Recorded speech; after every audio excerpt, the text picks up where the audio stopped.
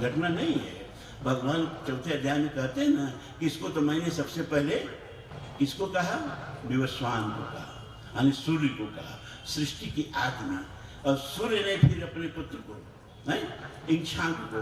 इस तरह से राजाओं के माध्यम से यह गीता ज्ञान सुरक्षित रहा।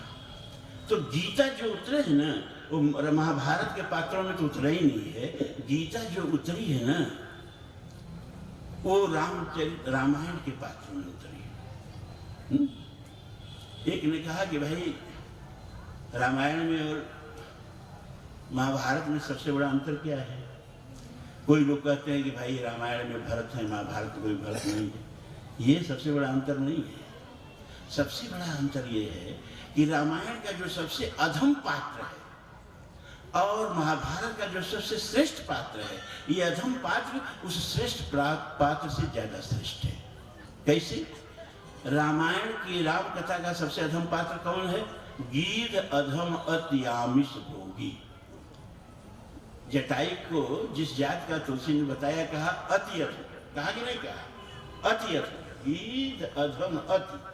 एक तरफ अति अधम है गीध और दूसरी तरफ सबसे श्रेष्ठ है भीष्म।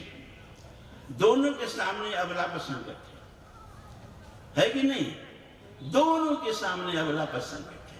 एक चुपचाप एक औरत को व्यवस्थित होते हुए देख रहा। जो महाभारत का सबसे श्रेष्ठ पात्र है, वो सामर्थ्य रहते हुए भी अपने सामने अपने ही पौत्र वधू को व्यवस्थित होते हुए देख रहा है कि नहीं देख रहा है? देख रहा है ना। और दूसरी तरफ बड़ा सुंदर चंद्रशेखर मिश्र के 4 लाइन है, भोजपुरी में लगी कि रोवत देखे आकाश में सीय के, आँखी के आगे न पाप समैल, रावण गीध में का समता, उत चोचन पाखन से लड़ गई। तो लोग है और देश है, पर वो दिनवा कहवा चली गई न। नारी के लाज बचावे बदे आज भारत में गिधो मरी गई न। नारी की लाज बचावे बदे आज भारत में गिधो मरी गई। बहन बेटियां बलात्कृत हो रही हैं, वर्णनाइत हो रही हैं और हम छाती पीट रहे हैं, अरे लव अफेयर्स कर रहे हैं, सब लव अफेयर। 15% लोग 80% लोगों की बहू बेटी के ऊपर संकट बन के खड़े हैं। इतनी निर्दयी नपुंसक कौन देखा है?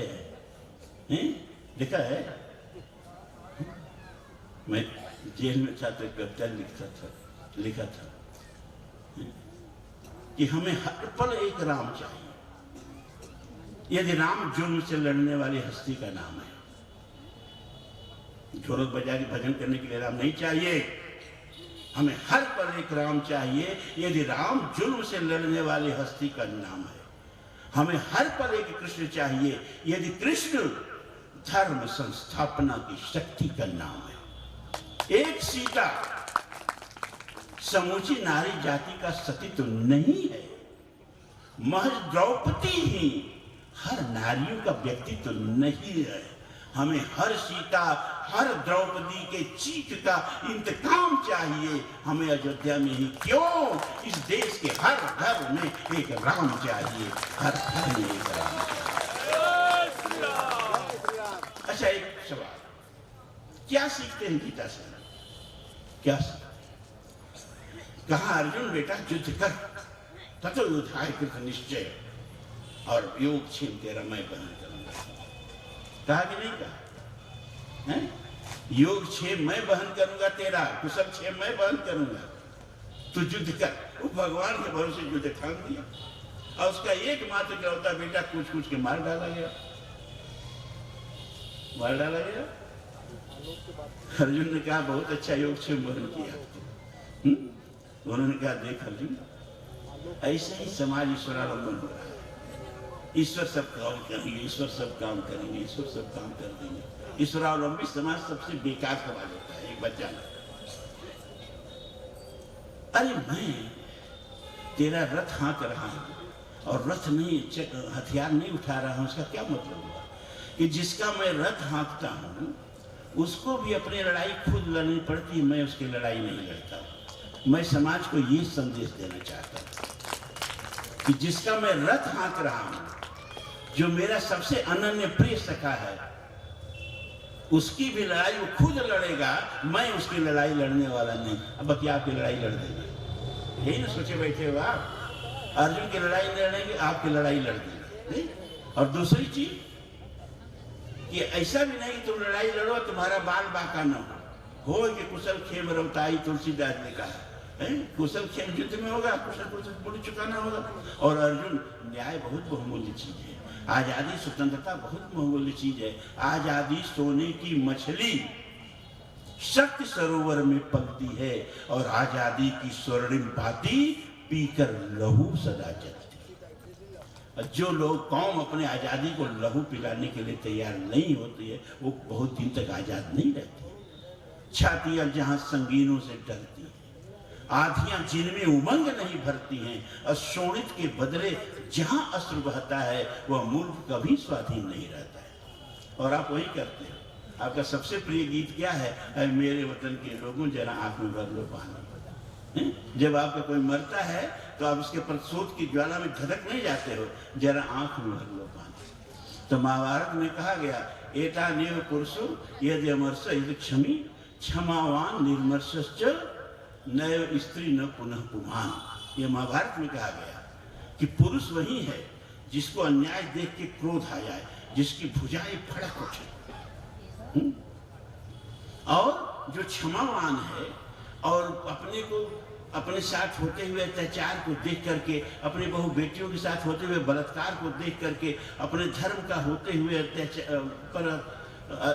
अत्याचार को देख करके, और जिसकी भुजाएं न फड़के, कहा नय स्त्री, वो न स्त्री है न पुनः पुमान और न मनुष्य है, वो बीच में, स्त्री और पुरुष के बीच में जो होता है वही है। ये महाभारत में कहा गया, ये महाभारत में कहा गया है। तो भैया अतिशय देख धर्म की गिलानी। अब धर्म गलने लगा, क्यों गलने लगा? क्योंकि शिक्षालय नष्ट होने लगे। और ऋषि महर्षि लोग बेचारे जो पढ़ाते थे, उनकी कक्षाओं को डिस्टर्ब किया जाता था, यज्ञ करते थे तो हवि की जगह पर उन्हीं को उठा उठा के डाल दिया जाता था। और इधर दशरथ जी जो कभी धर्म की रक्षा के लिए युद्ध करने जाते थे, संबरसुर के साथ युद्ध किया दशरथ जी ने धर्म की रक्षा की। वो चौथे पन पाए सुचारी, बस किला बंद कर दिए, किला का फाटक बंद कर दिए, इसे अयोध्या के, और ताली बजाने लगे और भगवान में अपना ठुमका लगाने लगे। ये हम नहीं कर रहे, तुलसी कर रहे हैं। रूप रास नृप अजिर बिहारी और नाचे निज प्रतिबिंब बिहार। भगवान जी अपना नाचने लगे, दशरथ जी ताली बजाने लगे, और बाहर क्या हो रहा है कि बाहर धर्म विगलित हो रहा है, धर्म गल रहा है, मंदिर गिराए जा रहे हैं, गौ ब्राह्मण काटे जा रहे हैं, हिंदुओं पर अत्याचार हो रहा है, ऋषि मुनियों के यज्ञ के ज्वालाओं में डाल दिया जा रहा है। कालिदास लिखते हैं रघुवंश में कि जब राम और लक्ष्मण के साथ, सीता के साथ भगवान वन में गए, तो कह रहे हैं कि लक्ष्मण, गुरु जी तो हम लोग को पढ़ाई थे कि हिमालय भारत के उत्तर में है, यहाँ तो हिमालय भारत के दक्षिण में है। ये देखो हिमालय की ऊंची ऊंची हिमाच्छादित चोटियां। तो कहा लक्ष्मण ने, भैया सब जानते हुए मेरे मुंह से क्यों सुनना चाहते हैं? ये हिमालय की ऊंची ऊंची चोटियां नहीं है, ये ऋषियों मुनियों के हड्डियों के वो ढेर हैं जो निशाचरों ने खा खा के लगा दी है। तुलसी भी लिखते हैं कि अस्त समूह देख रघुराया, रागी पूछी ऋषि लागी दाया। तो इतना अत्याचार हुआ, लेकिन दशरथ जी और जनक जी के दरबार में ये होता था कि ब्रह्म सगुण है कि ब्रह्म निर्गुण है कि क्या है। वहाँ वेदांत पर चर्चा होती थी, वहाँ ब्रह्म ज्ञान पर चर्चा होती थी। और दशरथ के यहाँ पुत्र मुंह में बंद थे, दोनों के फाटक बंद थे, और बाहर हाहाकार मचा हुआ था। सोचो, ब्रह्म ज्ञान की भी एक प्रासंगिकता होती है कि अप्रासंगिकता होती है। जनक जी के ब्रह्म ज्ञान की कोई प्रासंगिकता ही नहीं थी। क्यों? क्योंकि उसी समय धर्म विगलित हो रहा था। ये धर्म की रक्षा कर सकते थे, ये ब्रह्म ज्ञान में मगन थे।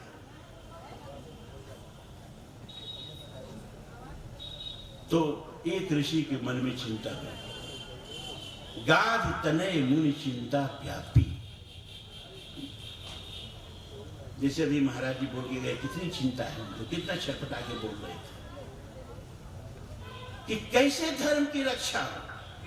तो उस समय युवा वर्ग को सामने लाना होगा। देखो भैया, हम लोग खाली भाषण दे सकते हैं, लेकिन एक एग्जीक्यूटिव पावर जो है कार्यकारी शक्ति जो है, सड़क पर उतरने की शक्ति जो है, हाथ में भगवा ध्वजा करके और धर्म के ध्वजा फहराने की जो शक्ति है वो युवकों में ही है।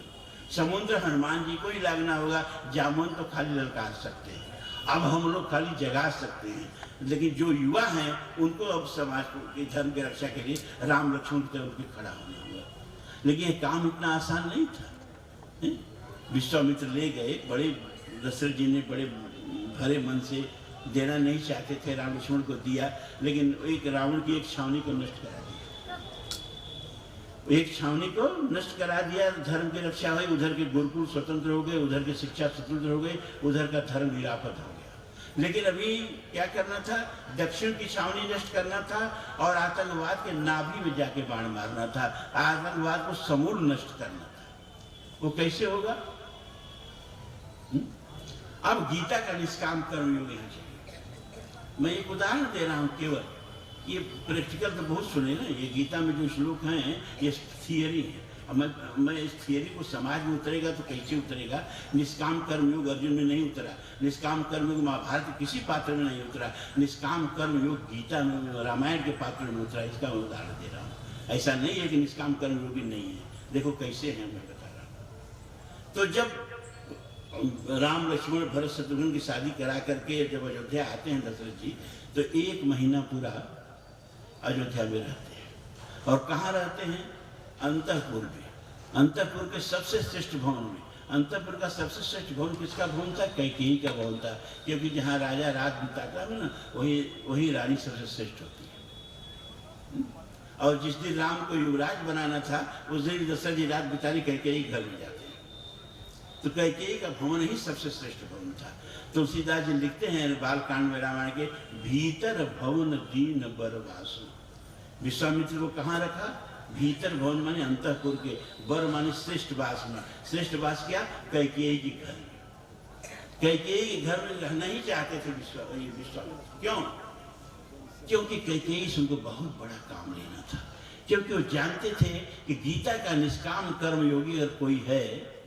अभी मैं सोच रहा हूँ गीता आई महाभारत में, तो कैकेयी निष्काम कर्मयोगी कैसे हो गई? ऐसे ही मूर्खतापूर्ण प्रश्न अर्जुन ने किया था कि अरे आप तो बहुत बाद में आए, सूरज तो बहुत पहले हुए, उनको कैसे गीता पढ़ा दी? इस तरह का मन में भाव मत ले आना। गीता में इसका उत्तर है, आप जानते हैं, भगवान ने दिया।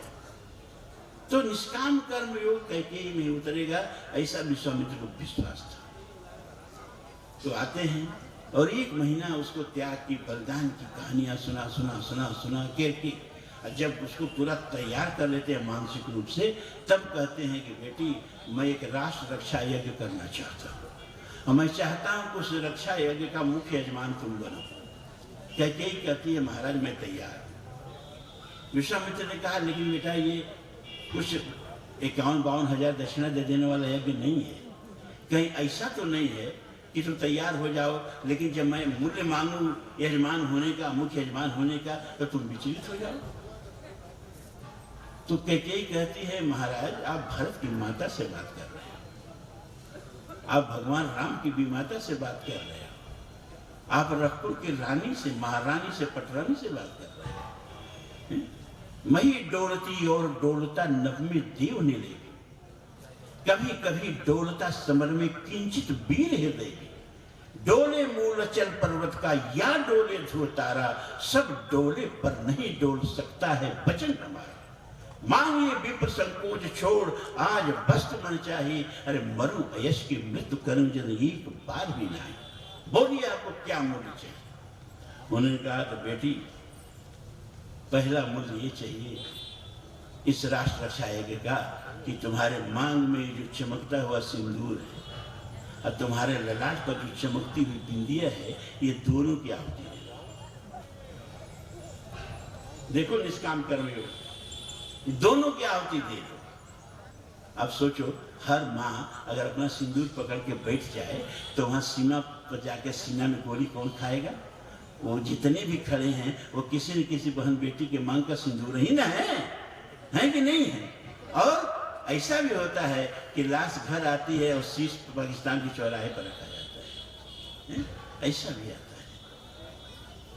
लेकिन नहीं, ये माँ बहन बेटी के सिंदूर ही आज हैं सीमा पर गोली खा रहे, कश्मीर में गोली खा रहे, तो आज हम यहाँ सुरक्षित है, शांति से आयोजन कर रहे हैं।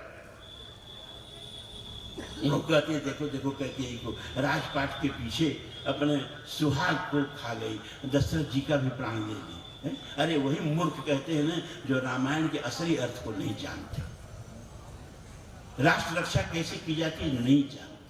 कैकेयी ने कहा महाराज अगर मेरा धर्म सुरक्षित रहा तो इसकी कोख से करोड़ों दशरथ पैदा होंगे, और मेरा धर्म ही नहीं बचेगा तो मां के सिंदूर के क्या करेगा, ये भी दशरथ खत्म हो जाएंगे। लीजिए स्वाहा। उसने कहा बेटी अब दूसरी आहुति। क्या दूसरी आहुति क्या है? क्या तुम्हारा एकमात्र पुत्र है भरत, इसको भी स्वाहा कर। अब देखो तुलसी लिखते हैं कैकेयी जबलो जियत रही तौलो बाप मात सन मुँह भर भरत न भूल कही। कभी भरत ने कैकेयी को मां नहीं कहा, जरा कैकेयी का त्याग देखना, कभी मां नहीं कहा। लेकिन हर माँ अपने लाल को पकड़ के बैठ जाए ना तो आज भारत गुलाम हो जाएगा। वो जो फांसी पर झूल गए भगत सिंह, वो जो फांसी पर झूल गए बिस्मिल, वो जो फांसी पर झूल गए हमारे हजारों नौनिहाल, वो भी किसी माँ की गोद के लाल थे। कैकेयी की आंखों में आंसू आ गए। तो विश्वामित्र कहते हैं ना अश्रुपूरित हमको दक्षिणा नहीं चाहिए, हम तो कहीं दूसरे जगह, हमने पहले ही कहा कि तुम विचलित हो जाओगे। उसने कहा महाराज ये तो पूछो कि हम विचलित क्यों हो रहे हैं। क्या क्यों?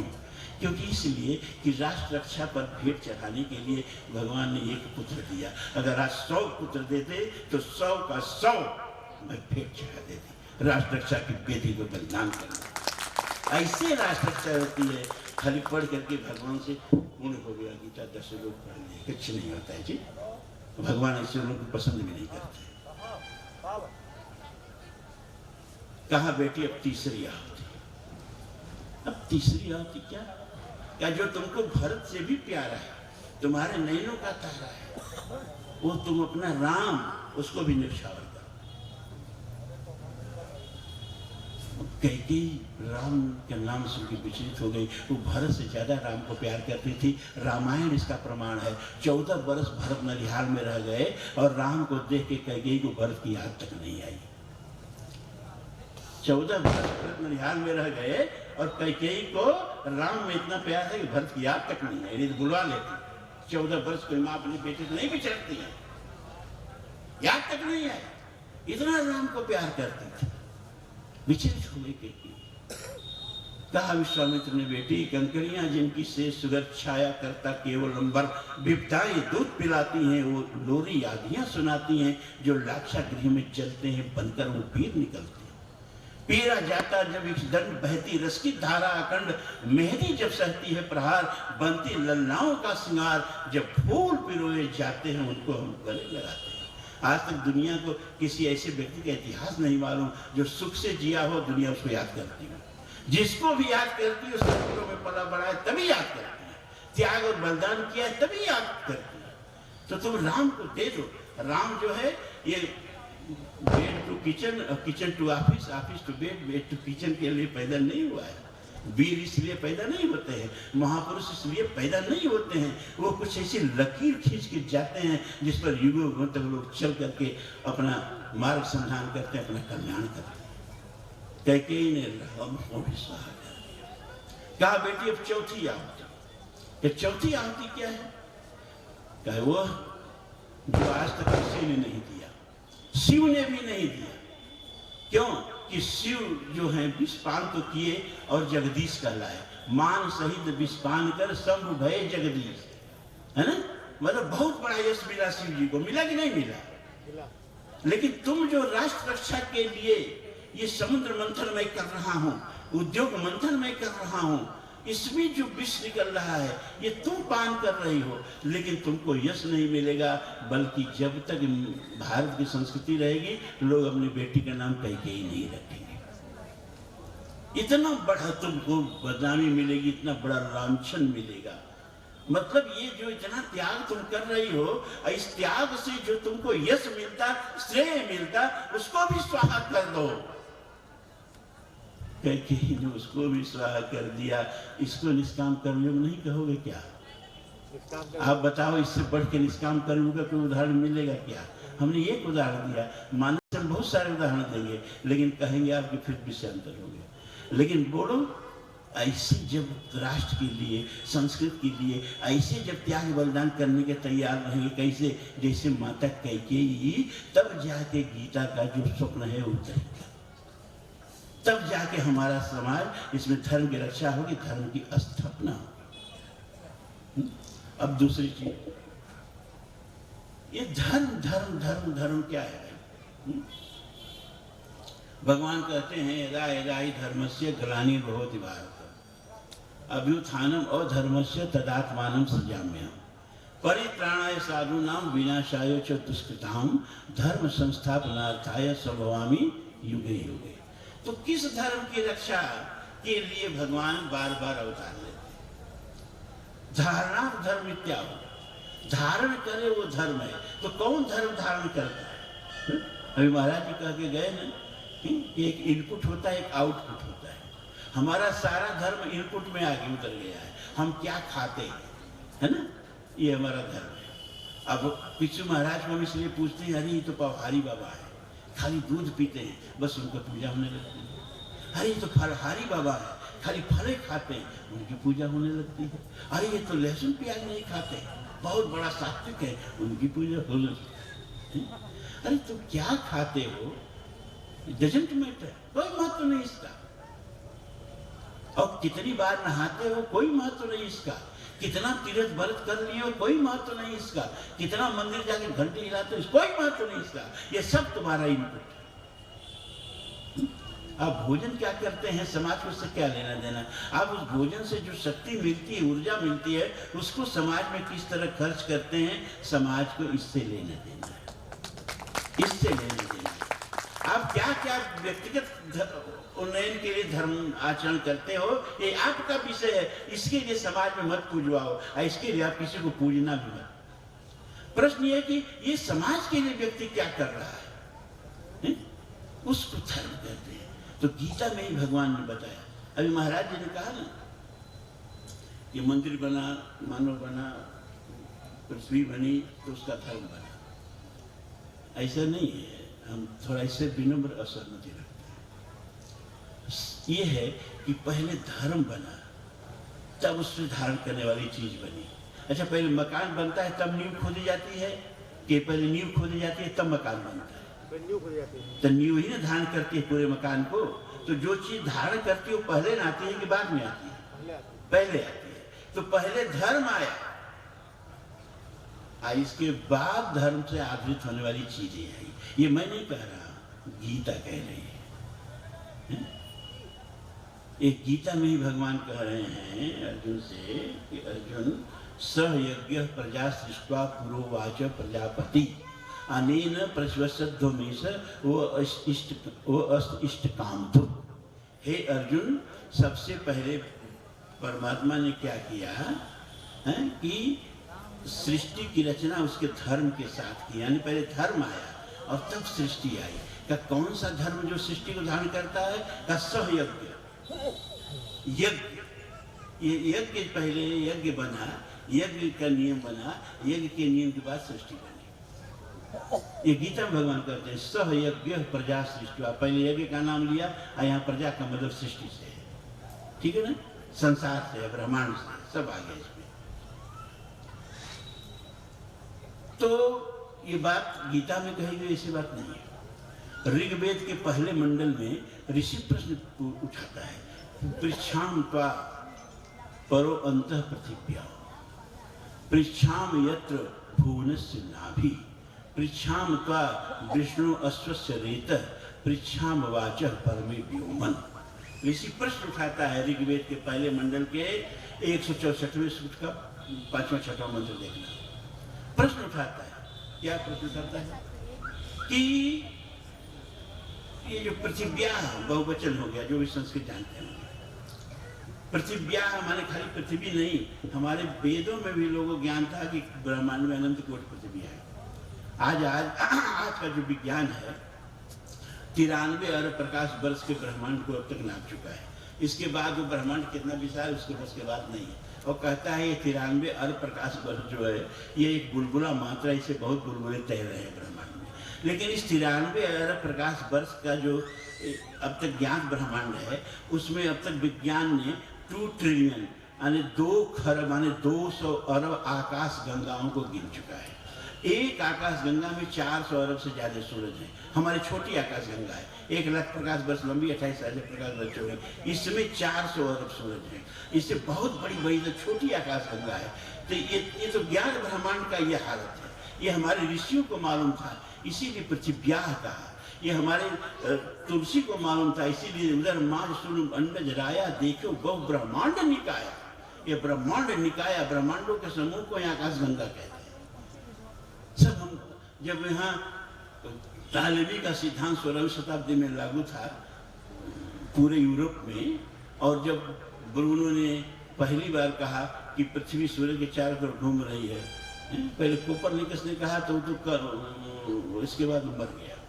लेकिन ब्रूनो ने फिर उसकी बात को दोहराया, जिसको जिंदा जला दिया गया। कोपरनिकस के तो जिस दिन किताब प्रकाशित हुई उसी दिन उसकी मृत्यु हो गई, तो बच गया। लेकिन ब्रूनो को जिंदा जला दिया गया। गैलीलियो को बांध के जिंदा जलाया जा रहा था, माफी मांग लिया। उस समय हमारे यहाँ ये बात कही जा रही है। सोचिए विज्ञानवादी से मत चूक आगे। तो जब ये प्रश्न उठाता है ऋषि तो उत्तर भी देता है, इदम वेदी परो अंतः पृथिव्या अयम अज्ञ भुवनस्य नाभि। पूरे ब्रह्मांड की जो नाभि है वो क्या है? का यही यज्ञ है। नाभि का मतलब आप समझ रहे हैं, जैसे कुम्हार का चाक घूमता है ना, और उस पर बड़ी सारी रचनाएं होती हैं, और कुम्हार का चाक किस पर घूमता है? कीली पर घूमता है। उसी तरह से ब्रह्मांड जिस कीली पर घूमेगा वही कीली ने ब्रह्मांड को धारण करने वाली कही जाएगी। बोले तो किस कीली ब्रह्मांड को धारण करती है? हम नहीं बोल रहे हैं। अयम अज्ञो भुवनस्य नाभि, यह पूरे ब्रह्मांड का जो कील है, पूरे ब्रह्मांड की जो नाभि है, पूरे ब्रह्मांड को जो धारण करने वाली शक्ति है वो क्या है? यज्ञ। ठीक है। अब यज्ञ का मतलब क्या होता है? भगवान ने गीता में यज्ञ का वो स्वरूप बता दिया है। खाली स्वाहा स्वाहा करने को यज्ञ मत समझिए। प्रकृति भी यज्ञ एवं प्रवर्तितम चक्रम नानुवर्ती थी। प्रकृति भी एक यज्ञ में संलग्न है।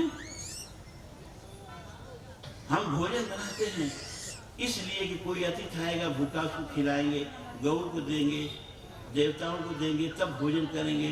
भगवान कहते हैं पाकशाला भी योगशाला है। और अगर जो अपने ही लिए पकाते हैं, अपने ही खाते हैं, पाप ही पकाते हैं, पाप ही खाते हैं। अभी दुबे जी ने कहा, एक शिष्टामृत भुजो याद ब्रह्म सनातन नायम अस्ति नायम लोको अस्ति यज्ञस्य कुतु अन्य को सत्संग। यानी यज्ञ से उच्छिष्ट भोजन खा करके ब्रह्म की प्राप्ति हो जाती है, और जो यज्ञ नहीं करता है उसके लिए तो यह लोक ही नहीं है, अन्न की तो बात ही क्या करें। लेकिन इस यज्ञ का महत्व जरा देखिए, क्या यज्ञ है? तो भगवान कहते हैं कि समस्त के हित के लिए व्यस्त की आहुति यही यज्ञ है। समस्त के हित के लिए, लोक कल्याण के हित के लिए अपने को न्यौछावर करने की हर क्रिया का नाम यज्ञ है। यज्ञ की इतनी व्यापक व्याख्या दी। तो कहा ये जो स्वाहा स्वाहा करते हैं इससे सब क्या कीमत है? अर्जुन ने पूछा। उन्होंने कहा अभी मत कहिए, गीता में कहाँ पूछा। ये हम व्यास लोगों का अधिकार है इस तरह के प्रश्न उठा के उत्तर देते हैं। तो भगवान तो महाभारत में कथा है, एक बार पृथ्वी पर 12 वर्ष तक का अकाल पड़ा। लोग अन्न के बिना, जल के बिना मरने लगे। तो प्रजापति ने इंद्र को बुलाया और कहा कि हम तुम्हारा मंत्रालय बदल दे रहे हैं। तुमको हमने कार्य दिया था कि समय समय पर वृष्टि करना, लेकिन तुम वृष्टि नहीं कर रहे हो, और देखो हमारी प्रजा मर रही है। तो इंद्र ने कहा प्रभु हम चाहते हैं वृष्टि करना, हम वृष्टि कर नहीं पा रहे हैं। तो क्यों नहीं कर पा रहे हो? तो प्रभु हम लोग वृष्टि करते कैसे हैं? अधो ही वर्ष अस्माकम नराते उत प्रवर्षण क्रिया व्युपरमात् तेषां ततो गच्छामि संशय। ये पहले जब नीचे के लोग घृत की वर्षा ऊपर करते हैं तो उससे पुष्ट होकर हम लोग जल की वर्षा नीचे करते हैं। लेकिन अब यज्ञ याग सब समाप्त हो गए तो हम देवता लोग भूखे मर रहे हैं। अब हमारे पास शक्ति ही नहीं है कि हम जल की वर्षा करें। सरकार कल्याणकारी योजनाएं कहाँ से देती है? जब आप